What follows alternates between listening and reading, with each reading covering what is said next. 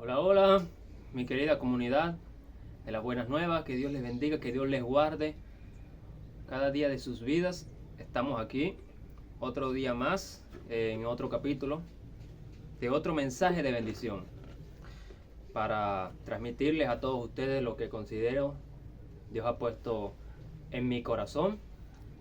Y vamos a hablar hoy de un tema bastante amplio. Y vaya controversia con el título de hoy, porque es un título que causa la mera curiosidad de saber de qué se va a tratar. Los primeros seguidores de Jesús, que fueron sanados por Él en el camino, que fueron, digamos, atraídos por Él mientras Él estuvo en la tierra, nosotros tenemos la creencia de que estas personas cambiaron apenas conocieron al Maestro. Si hablamos de la mujer del flujo, si recordamos al ciego, al paralítico, a la prostituta, todos y cada uno de ellos, nosotros tenemos en mente de que apenas Jesús hizo el milagro en ellos cambiaron. O sea, tomaron rutas diferentes de su vida, cosa que no está descrita en los evangelios, cosa que no nos dice más de la persona, pero nosotros, creyendo en la soberanía de Cristo, tenemos la creencia de que ellos, apenas Jesús se les apareció, hizo el milagro, ellos cambiaron de guan para guan. Cambiaron de una manera radical su vida secular a su vida para seguir a Cristo. Pero yo siempre pienso en aquellos 10 leprosos que Dios sanó y apenas solamente uno se devolvió para dar las gracias. Yo digo, este es el único episodio que vemos que estos otros 9 aparentemente, al no volver a venir a dar las gracias a Jesús, no lo siguieron. Pero ¿cuántas veces habrá pasado eso en las historias que vemos en los evangelios? O sea, me refiero, ¿será que después que Jesús sanó al paralítico, este hombre siguió sus caminos? ¿Será que después que él habrá hablado con la prostituta, decirle vete y no peques más, ella habrá seguido su camino que iba, o se habrá arrepentido de sus pecados? Y esa es la pregunta que yo a veces me hago, porque hemos visto en la mayoría de las personas que han aceptado a Jesús y que a veces no cambian su estilo de vida, por lo menos de manera de ser, de carácter. Y yo digo, ¿será que esas personas siguieron igual o siguieron el camino de Jesús? Esa es la pregunta que yo me hago. Y cuando vemos a Pedro, Pedro es un hombre pescador, es un hombre sin letra, un hombre ignorante, un hombre sin estudio, un hombre colérico que actúa simplemente por la emoción que tiene en ese momento. Y Pedro conoce a Jesús y vemos la historia de Pedro. Nos vamos a dar cuenta que Pedro no cambió simplemente porque Jesús le llenó una red de peces. Si vemos la historia de Pedro hasta que fue nombrado apóstol, vemos que a Pedro le costó mucho cambiar su manera de ser, y eso que estuvo 3 años andando con Jesús a su lado. O sea, Pedro en el ministerio de Jesús, Pedro duda, Pedro se enoja, Pedro peca de idólatra y hasta niega a Jesús. Así que la pregunta central es, ¿será que nosotros siguiendo a Jesús podemos seguir siendo cristianos? ¿O podemos ser cristianos con toda esta retahíla de cosas que a veces no hemos cambiado siguiendo a Jesús? Esa es la pregunta. Porque Pedro, en el transcurso de Jesús, peca de idolatría cuando le dice, oye Señor, vamos a hacer 3 altares, uno para Moisés, uno para Elías y otro para ti. Pedro, cuando está siguiendo a Jesús, peca de rabia. Le corta una oreja a un soldado llamado Malco cuando vino a apresar a Jesús. Pedro duda cuando camina en el mar y se hunde. Y Pedro hasta niega a Jesús. Y dice la palabra que hasta blasfema. No es que simplemente lo negó, blasfemó, dice algunas versiones. Entonces, ¿cómo es que una persona que ha caminado con Jesús tiene estas características que aún no logra cambiar en su temperamento? Porque todos tenemos un carácter distinto.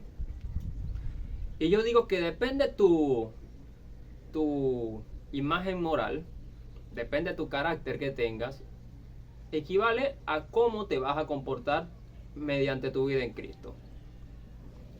Si eres una persona que ha sido estudiosa, ha sido tranquila, ha sido serena, no has tenido juntes con borrachos, ni con drogadictos, ni andas con mujeres, bueno, entonces seguir a Jesús para ti puede que sea una tarea fácil, una tarea sencilla.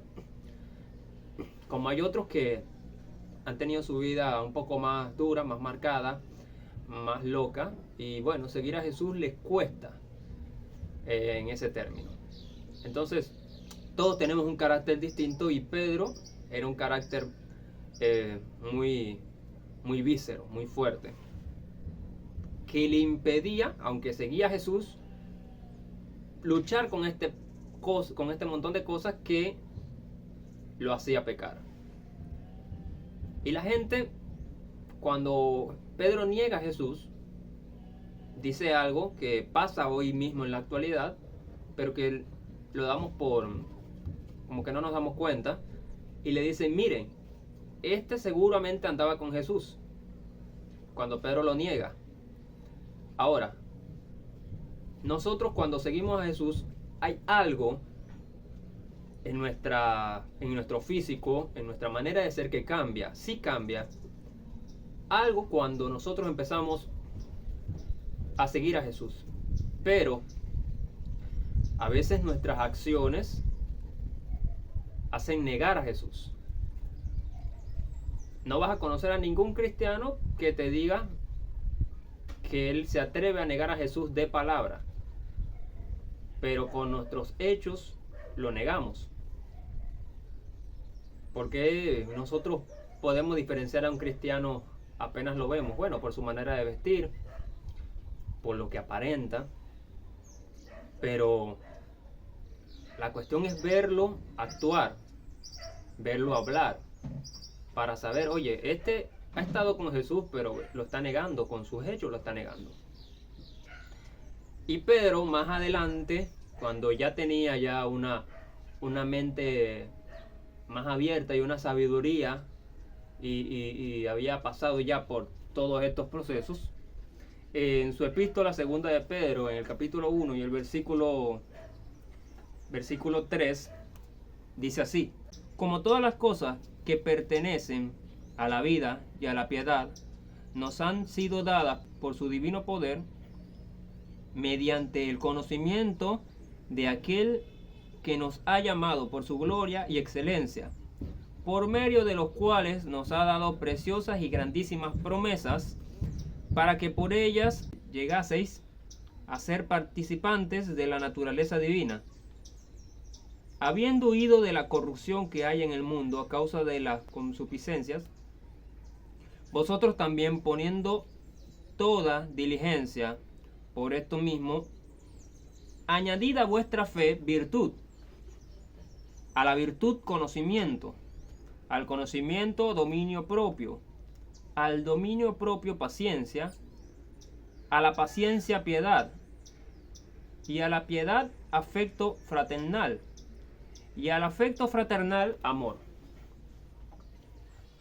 Esto lo dice Pedro y me abrió mucho la mente cuando de esto que estoy hablando, de las personas que decimos seguir a Jesús, pero tenemos cosas en nuestra actitud que no parece que sigamos a Jesús.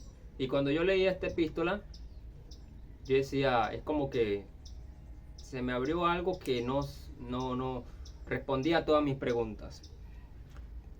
Porque Pedro dice añadir.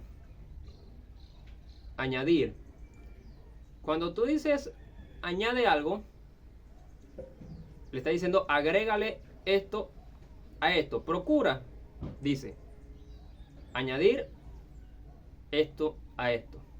Agregarle a esto. Inclúyele esto.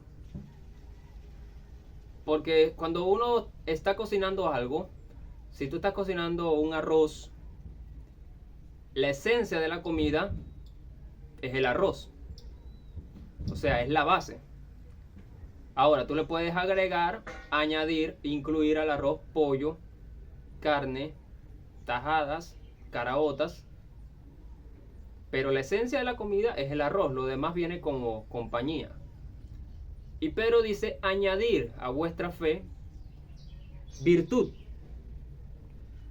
Y al virtud conocimiento. Y al conocimiento dominio propio. Y al dominio propio paciencia. Y a la paciencia piedad. Y a la piedad afecto fraternal. Y al afecto fraternal amor. O sea, vean todo el trayecto hasta llegar al amor. Ahora bien, hay personas que tenemos la fe puesta en Jesús y eso no está sujeto a debate. Aceptamos a Jesús como nuestro suficiente Salvador.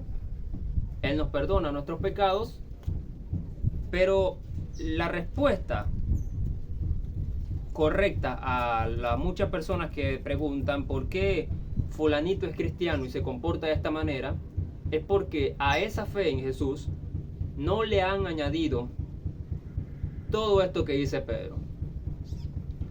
Tienen la fe, pero a esa fe no le han añadido virtud, no le han añadido conocimiento, no le han añadido dominio propio, no le han añadido afecto fraternal y mucho menos amor, que para llegar a todo es el último. Entonces la consecuencia, la causa de tanto cristiano religioso es porque se quedan solamente con la fe sin añadirle todas estas recetas espirituales que dice Pedro. Él dice, procuren añadirle a su fe todas estas cosas. Y ahí es que podemos ver la diferencia entre un buen cristiano. Porque cuando nos quedamos solamente con una fe puesta en Jesús, puede que sea buena, pero no estás cosechando las consecuencias de esa fe. Y no es cuestión de que Dios no lo ha hecho, porque dice Pedro, procuren añadir. O sea, que es un asunto de nosotros. Después que ya nosotros tenemos nuestra fe, nuestras convicciones, bueno, entonces tenemos que añadir esto, tenemos que añadirle a esa fe esto, tenemos que añadirle esto hasta llegar al amor. Nuestra vida es testimonio a los demás. En eso estamos claros. Pero a veces nosotros le queremos enseñar a la gente un testimonio de lo que sabemos y no enseñarle un testimonio de lo que somos. Queremos que la gente sepa lo que sabemos. No nos gusta que sepa cómo somos. Porque enseñamos, no guiamos. Pues no es lo mismo decir, te voy a enseñar cosas de la Biblia, a te voy a enseñar a vivir lo que dice la Biblia. Porque la Biblia no es el alimento, es el menú que conduce al alimento. Entonces es muy fácil decir simplemente lo que dice la Biblia, enseñar lo que dice la Biblia y no demostrar un testimonio vivo de qué es la consecuencia que ha hecho la palabra de Dios a tu vida. Y eso es lo que pasa a veces con nosotros, que decimos un mal testimonio. Por eso es que a muchos no nos gusta que ningún miembro de la iglesia viva cerca de nuestra casa, porque así no tenemos que ocuparnos cuidando un testimonio, no tenemos que ocuparnos de que puedo hacer esto, puedo salir de tal o cual forma, o puedo comportarme con mi pareja, con mi madre, con mi padre de esta manera porque nadie me está viendo. Y entonces eso genera esa causa de un cristiano falso, de que la gente piense que somos cristianos falsos. Lucas 2:52 dice: y Jesús crecía en sabiduría y en estatura, en gracia para con Dios y para con los hombres. O sea, hay personas que dicen, yo agrado solamente a Dios, yo no tengo que agradar al hombre. Bueno, eso está equivocado. Porque dice la palabra que Jesús crecía en gracia para con Dios y para con la gente. Ahora, hay dos clases de diferencia de agradar a la gente, para que nadie se me confunda o me digan que soy un liberal. Nosotros no tenemos que hacerle caso a lo que diga la gente siempre y cuando no nos comprometan nuestras convicciones.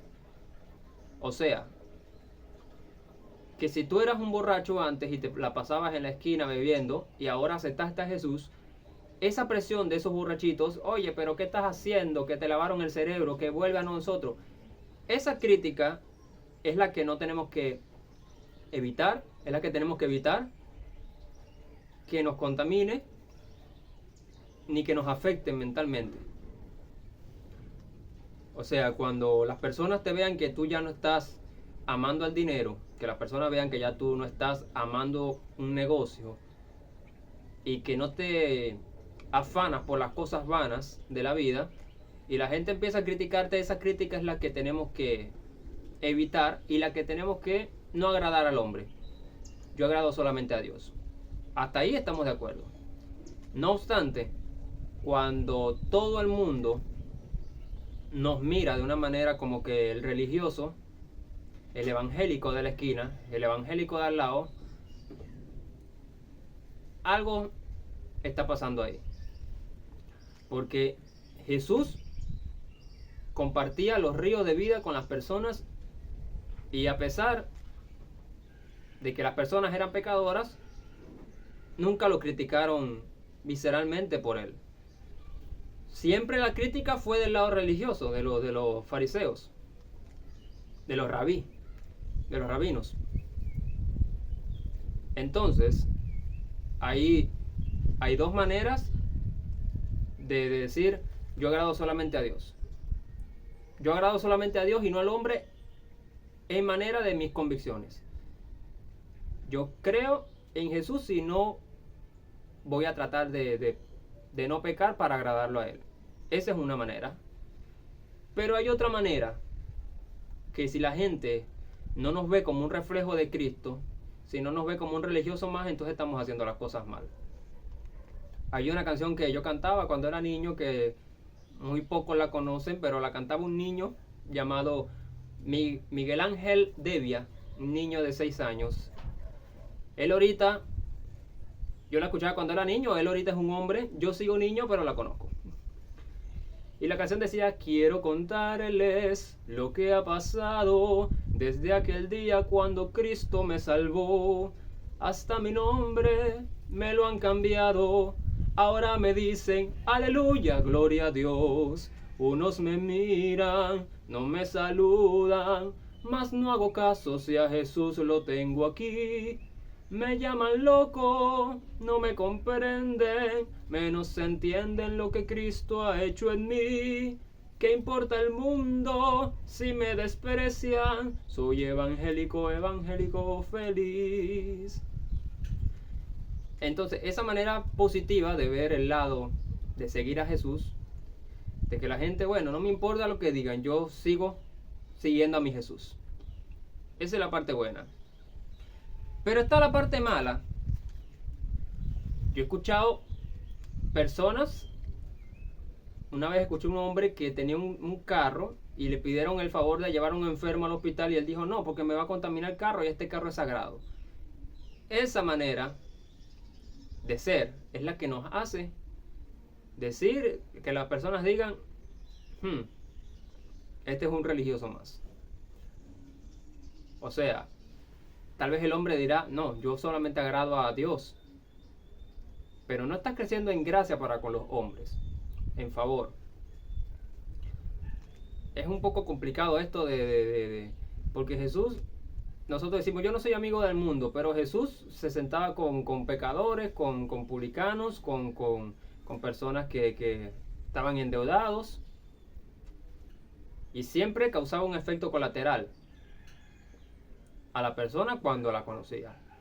Entonces, ¿cómo es que nosotros, diciendo que conocemos a Dios, a Jesús, no podemos experimentar lo mismo, que el mismo efecto que Él hacía en las personas? Entonces es muy complicado. Es muy fácil decir: bueno, a mí nadie me quiere, a mí todo el mundo me mira raro porque yo soy evangélico, porque yo soy cristiano y estoy por encima de ellos, aleluya. Pero el verdadero cristiano, el verdadero cristianismo, no se trata de elevarte a la persona, elevarte a las personas, sino de servir a ellas. Es en ese momento cuando nosotros a nuestra fe no le hemos añadido ni virtud, ni conocimiento, ni amor, que cuando las personas nos miran y hacemos algo malo o algo que a ellos no les convence de nuestra fe, es ahí cuando las personas dicen: ¿y eso qué es cristiano? Ahora, convengamos que hay gente que pretende que todos los cristianos seamos perfectos. Y no hay manera de ser perfecto a menos que Dios nos perfeccione. Porque este dicho se ha vuelto muy popular y a veces lo usan de una manera tan grosera, o sea, tan fácil, que a veces se sale de las cosas que realmente tienen importancia. Si alguien lo ven escuchando una música romántica, ¿y eso qué es cristiano? Si alguien ve a la hermanita de la esquina que vio que se pintó el pelo y aún así van para la iglesia, ¿y eso qué es cristiana?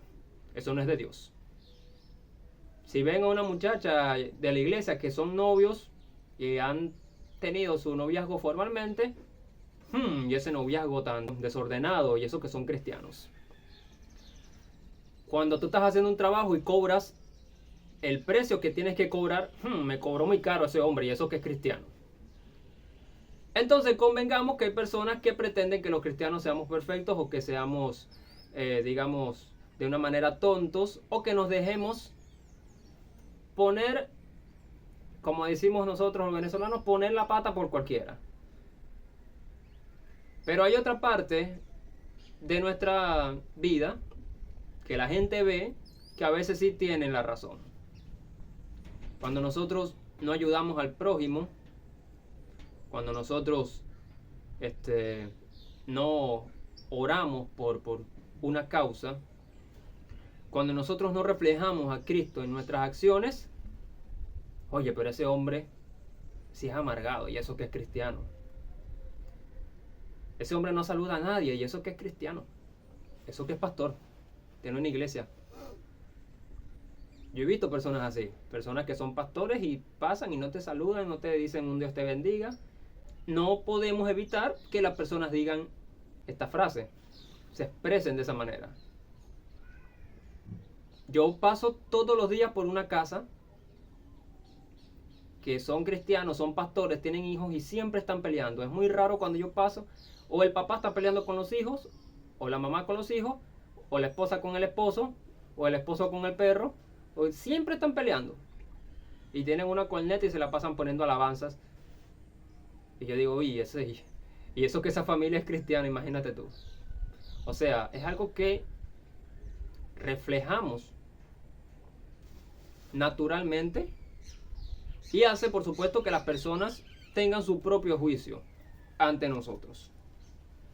Entonces, hay personas que les gusta decir esta frase por cualquier tontería. Que si uno respira, y eso que es cristiano.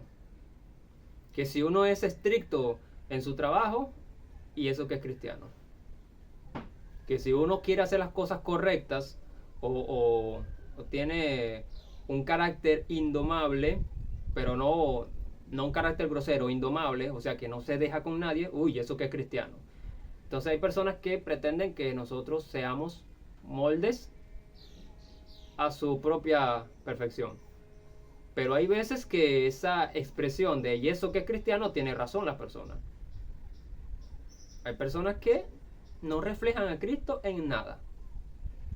Y obviamente el juicio de las personas viene. Yo me acuerdo una vez que yo estaba trabajando en un sitio y habían pocas herramientas. Entonces había una herramienta que yo usaba mucho, pero que en ese momento la había agarrado otro muchacho. Pero este muchacho era un muchacho que se drogaba, que andaba en malos pasos. Pero no sé quién le dijo, cosa que es mentira, pero llegó a sus oídos de que yo estaba hablando mal de él por él haber agarrado mi herramienta. Entonces este muchacho vino fúrico a quererme golpear. Vino fúrico y se me paró al frente y empezó a hablarme, provocándome para pelear. Entonces yo me acuerdo que yo me recosté de otra herramienta que yo tenía y le dije, yo no estoy hablando mal de ti. Empecé a hablarle de una manera tan suave, tan tranquila. Al muchacho lo calmaron y como a las 3 horas vino a pedirme disculpas. No, discúlpeme, varón, yo sé que usted es un varón de Dios. Ahora, ¿cómo será si yo hubiese actuado de la manera en como él vino a hablarme? Oye, ¿viste que el varón se cayó a golpe con el drogadito de allá arriba? Uy, ¿y eso qué es cristiano? Entonces, nuestras acciones siempre hablan más que nuestra sabiduría en la palabra. Habemos cristianos que, me incluyo, que no parecemos seguidores de Jesús. A mí la gente me conoce como cristiano por las redes sociales, pero si yo no tuviese esta manera de darme a conocer, yo pasara desapercibido, como cualquier cristiano. Pero digo que yo mismo me incluyo porque yo he pensado cosas que ustedes no quisieran saber. He pensado cosas que para un verdadero cristiano no debería pensar. He deseado cosas que un verdadero cristiano no desearía desear. Y esos secretos íntimos me hacen a mí mismo dudar de mi propia fe. Pero no fue hasta que Dios me mostró por medio de lo que dice Pedro que me he dado cuenta de que a mi propia fe yo no le he incluido este tipo de cosas.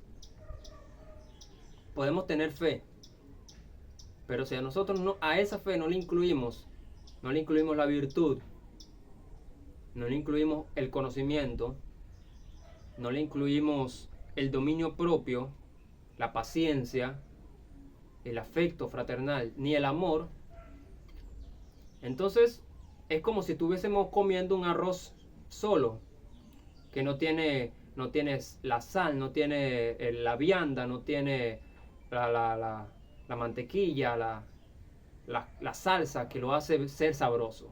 Es una fe insípida.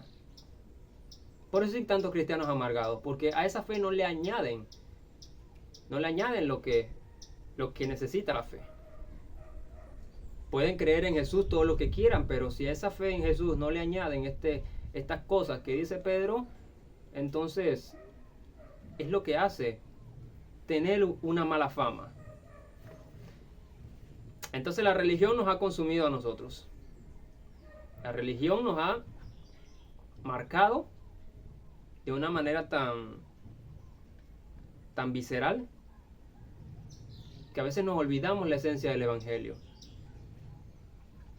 Las personas aman más la doctrina que amar a las personas. Los cristianos aman más estar metidos en la iglesia que hacer una obra misionera. Amamos más. Nos gusta. Eso de estar saliendo por ahí, no. Mejor invite a alguien. Aquí estamos todos cómodos. Y entonces eso nos convierte en una religión más, en una secta más. Y es lo que nos hace que cuando alguien nos necesite y nosotros no podamos o no queramos, hace que las personas digan, uff, ¿y eso que es cristiano? Y peor, cuando estás al frente de una congregación, porque no solamente te tildan de cristiano, sino, oye, eso que es pastor, y eso que es un apóstol. Yo he estado con hombres de Dios que me miran como por encima del hombro, como que dice, yo soy pastor. Una vez estuve en una campaña evangelística donde me invitaron y fui a un salón donde estaban varios pastores, y el anfitrión me saludó, me dijo, hermano, Dios te bendiga, ve, te presento al pastor. Y Dios no me deja mentir, la cara del hombre como que... Y me dio la mano prácticamente porque el otro me estaba presentando, así como que... O sea, ni siquiera abrió la boca, me hizo con las manos. ¿Qué estamos demostrando? Yo mismo, al hablar de esto, he querido a veces renunciar al Evangelio. Porque a veces mi propia manera de ser a mí me cansa. Mi propia manera de ser a mí me frustra. Decir, ¿qué estoy haciendo yo? ¿A quién no vivo lo que predico? Pero Dios es tan bello y tan maravilloso que decidió darme este versículo que dice, procura añadir a tu fe. No es que tu fe sea mala. No es que porque haces las cosas mal no estés siguiendo a Jesús. Recuerden el ejemplo que dije de Pedro al principio. Pedro seguía a Jesús y aún así luchó con tentaciones, luchó con idolatría, luchó con negar a Jesús, luchó con dudas, luchó con rabia. Y todo eso fue un proceso hasta el apóstol que hoy conocemos, que escribió 2 epístolas. Entonces, a veces seguir a Jesús no te va a cambiar de un día para otro. A veces seguir a Jesús va a ser un día paso a paso, paso a paso.